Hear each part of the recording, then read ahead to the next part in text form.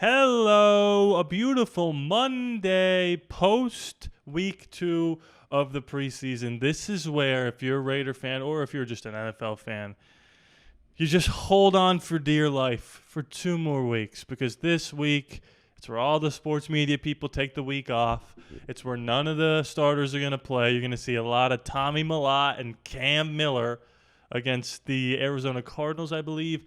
And then the week after that is just as hard, if not harder, because there's nothing. And then the week after that, you have to crawl your way until Sunday hits. But I think there's a game on Thursday and Friday. Is that the Chiefs Chargers in Brazil on that Friday, and then Eagles Cowboys on that Thursday? We're so close. Speaking of being so close, we're so close to 14,000 subscribers. We're trying to get it before the new league year. Hit that subscribe button. Today is the call-in show. So for the next 20-ish minutes, all of my patrons or my YouTube members have the opportunity to call in live using this number, 725-253-0264. I'm now reminding myself I need to put the number on answer mode and not do not disturb mode. Okay, we are receiving calls. If you want to call in live, all you have to do is join the YouTube channel, YouTube membership down below, or become a patron. By the way, $100 you could win if you become a YouTube member before the new league year starts. There's a lot of things I do want to talk about, and I could be interrupted by a call any moment. And we've got some voicemails too, by the way. If you want to leave a voicemail, you can leave a voicemail anytime, day or night. We got some voicemails to talk about. We got an article that breaks down how Pete Carroll values or views the team at this point. But before all that, I want to get right into the title of the video here about expectations for this team, because I feel like we sort of got lost in the sauce here a little as to what we should be thinking about in terms of how good or bad this team could be. And I want to start out by saying this. I think this team is going to be extremely competitive. I'm not backing off of that stance. In fact, I'm planting my flag in the ground that this offense is going to be top 10. Now, the defense is going to leave something to be desired, no doubt about it, but we can't be perfect overnight, and that's what I want to talk about. I've seen a lot of Raider fans and a lot of Raider content creators and YouTubers claiming that this team has significant holes. Pause. You're not breaking any news there by saying this team has significant areas to improve. We won't say significant holes anymore. What people need to realize, I think, is that this team a year ago didn't have a quarterback, didn't have a running back, didn't have a competent head coach, didn't have a fully cohesive, fleshed-out offensive line, didn't have a noteworthy play caller, didn't have any of this stuff. A competent GM that could actually work free agency instead of just working the draft. That's like 9 things. And because of that, you're picking in the top 5, top 6, top 7, whatever, and you win 4 games. We found the quarterback for the foreseeable future. We got the head coach who's coached in multiple Super Bowls. We got the upcoming GM. We got one of the best running backs in the league. We got the highest paid offensive coordinator in the game. And now people are like, this team is in trouble because they don't have a corner or a D tackle. It's like, guys, we are not the Philadelphia Eagles. Before we continue with this video, I need to tell you a little bit about the sponsor for the video, OddsJam. Look at these results. People are making thousands every month betting on sports completely risk-free. The secret, they're using OddsJam. OddsJam isn't just another betting app. It's turning the entire system in your favor. Here's how. OddsJam uses a strategy called arbitrage, finding odds discrepancies across the sports books. You bet both sides, and no matter the outcome, you will profit. Here's an example.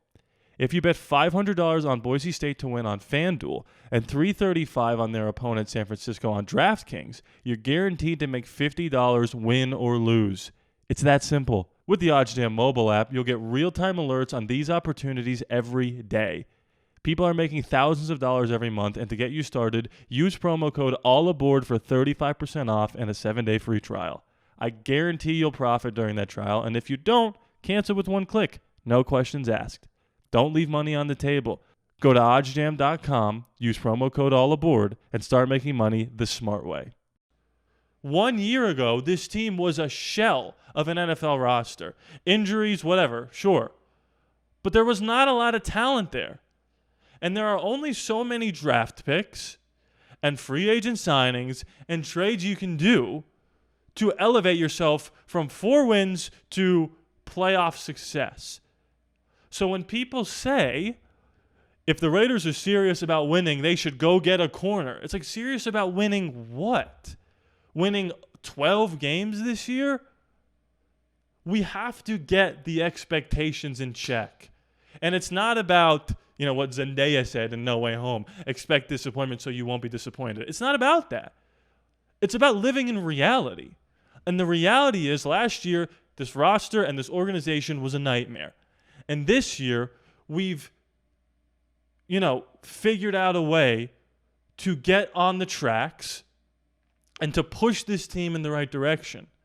And yeah, Pete Carroll's not going to be around forever. He's probably got 3 to 4 years tops.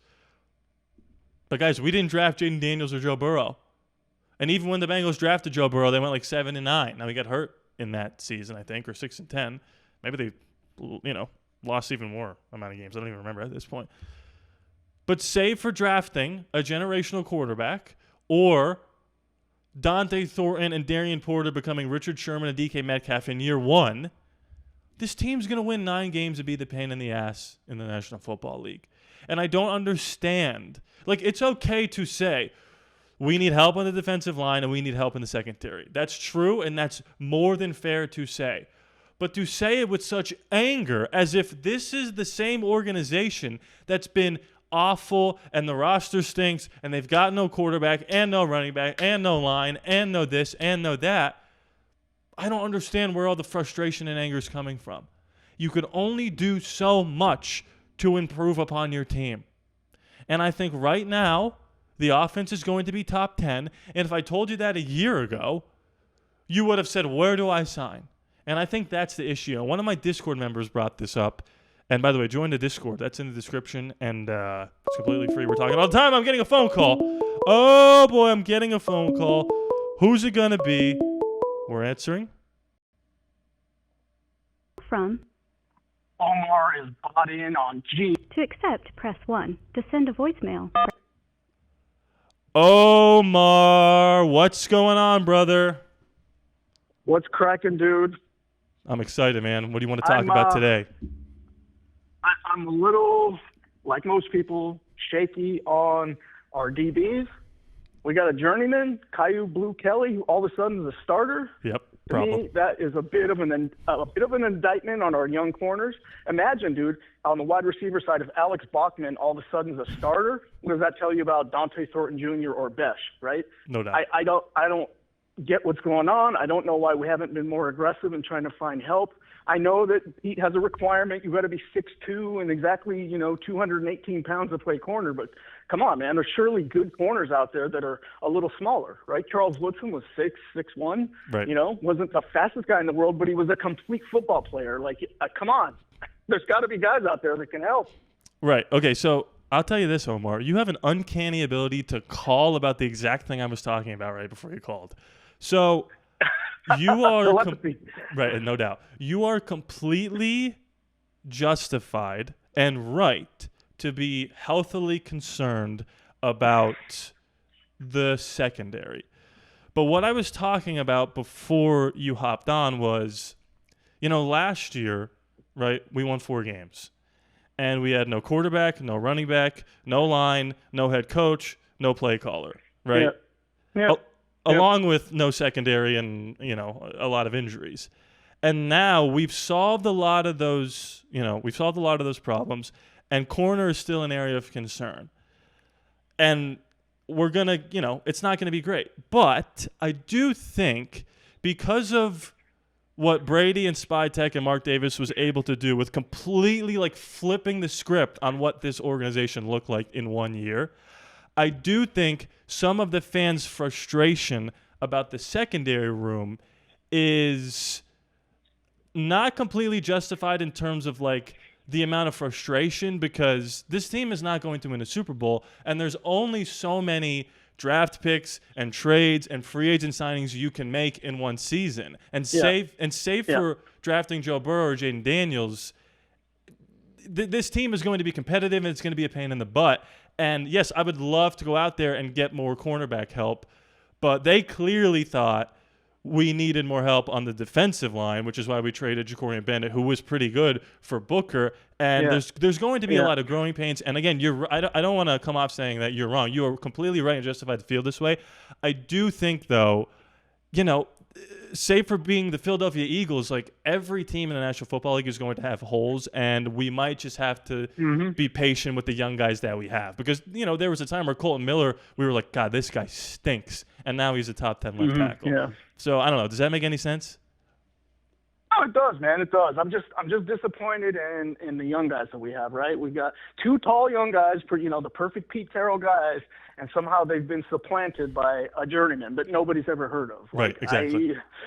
And I will say, what's funny is I've been watching because I'm just so deprived of Raider content or Raider games. I was watching a lot of old. And by old, I mean last year's highlights. And we had a guy, what's that guy's name? Nick Marshall was like the starting wide receiver at some point. So when you say, like, imagine if Alec Bachman was starting, like, we had that last year at the wide receiver spot. Yeah. So, and look, they've been getting destroyed in the preseason, no doubt about it. But if you want to take Pete Carroll's word, he said, we like where the cornerback room is at, and we're just running a lot of zone and a lot of, like soft prevent style defense, and maybe that'll change.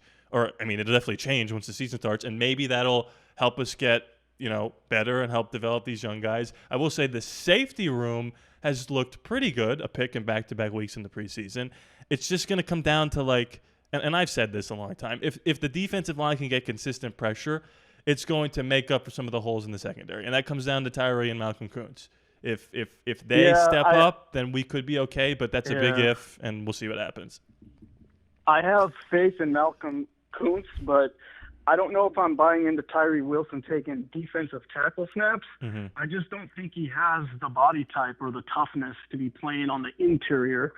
But anyway, dude, the closing thought, dude, I just saw a video on Instagram, I think, about Hunter Renfrow tearing it up in camp for the Carolina Panthers. Yep. And, I know we're pretty well stocked at receiver, but that one hurts, man. That was our guy. He was like a fan favorite, like a ball boy that made the team. And it's just so unfortunate that McDaniels ruined his career. Sorry for the F. No, you're totally fine. I mean, yeah. Josh McDaniels has to go down as the worst head coach in the history of the National Football League, right? Like, he didn't last halfway into his second season both times. Like, I don't think that's ever happened. Yeah, it's one thing to be likable and lose, like Joe Bugle, or AP. Even AP's like, I like to root for AP. Yeah. But McDaniels was completely unlikable. He was a butthole, and he was a loser on top of all that. And not to defend Josh McDaniels, but also, like, I didn't know at the time that Hunter Renfrow was like dealing with some random illness, which probably didn't help him as well. But it is definitely, it's bittersweet to see him on another team, but I do hope he does well. I know. So.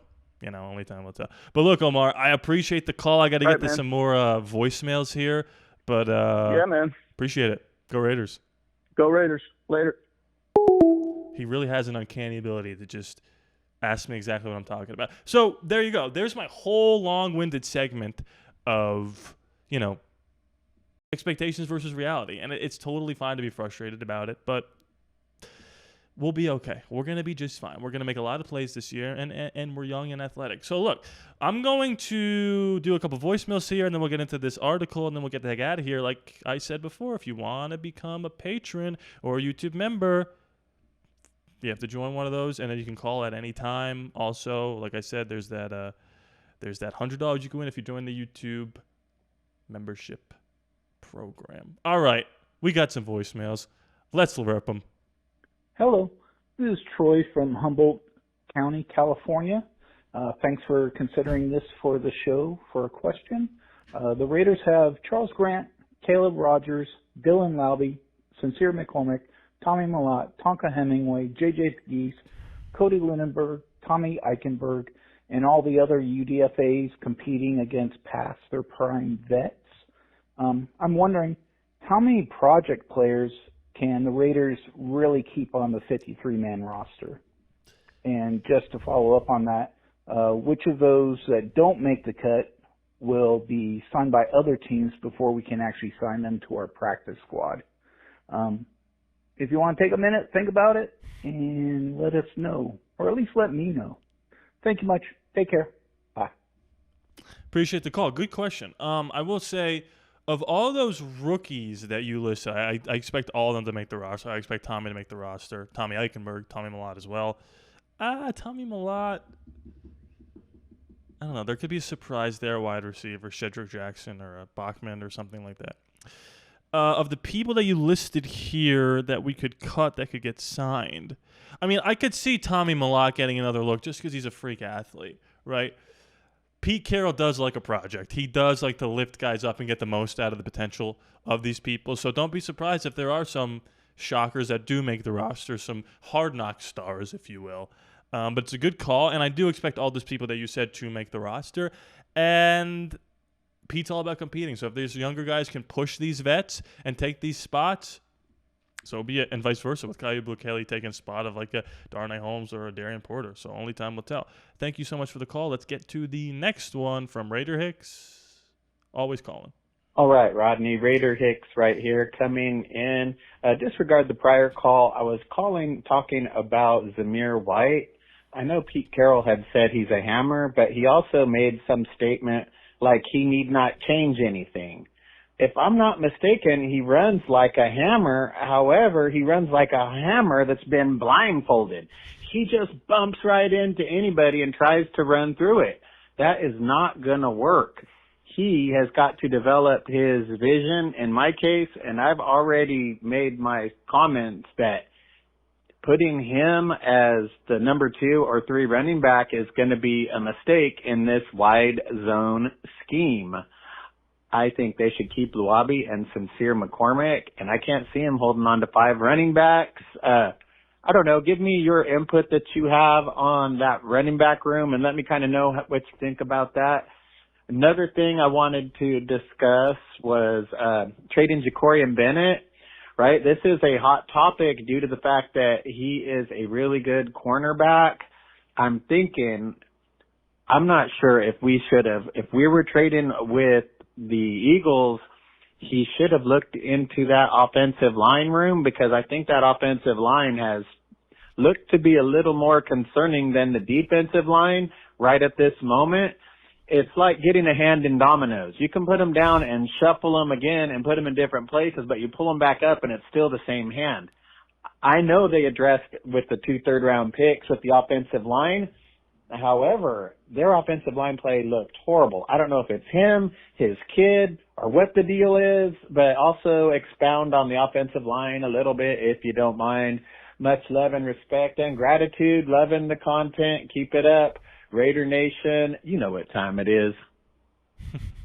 Love Raider Hicks. He's always got these really intricate questions. So this was, by the way, for people wondering, this was, when was this? Wednesday. So before the last preseason game that we just had, where the offensive line looks significantly better. I think if you ask Raider Hicks right now, he would say the offensive line looks a little bit better than the defensive line, and it's starting to mesh and be a cohesive unit.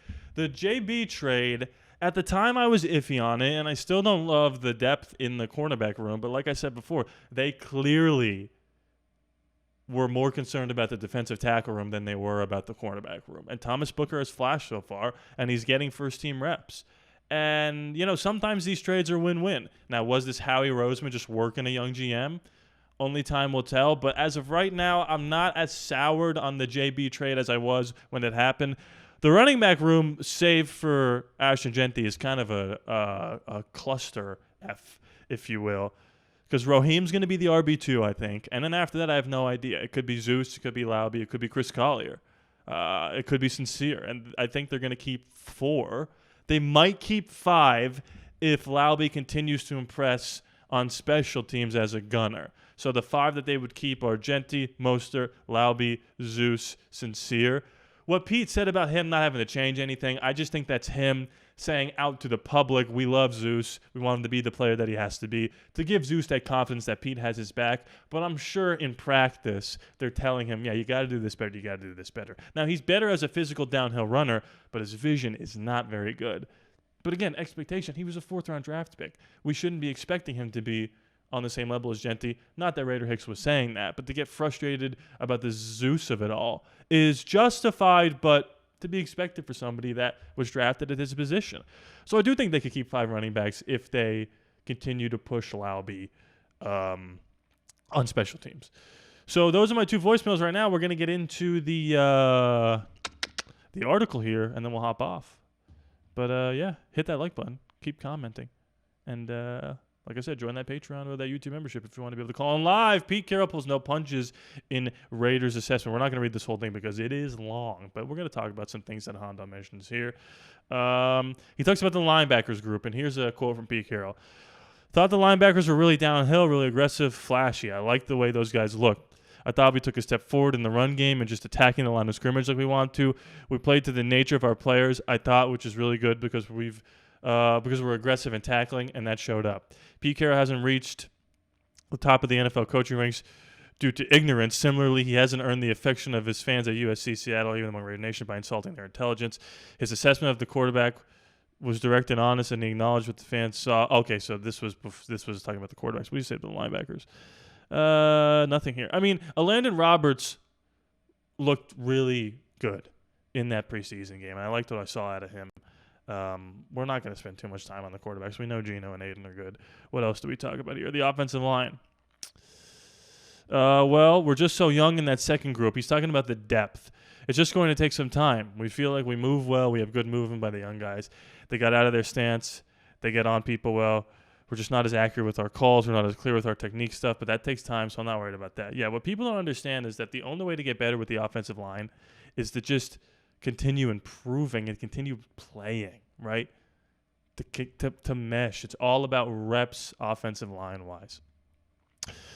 Anything else I want to touch here? Not really. I think I'm good on that. We've done a tight 20. We don't have to do too much here. All right. Oh, I'm lagging again. I always lag at the end of these videos. I apologize for the lag. I don't know why that's happening, but I'll get it fixed. Thank you so much for watching. Shout out to my patrons and my YouTube members.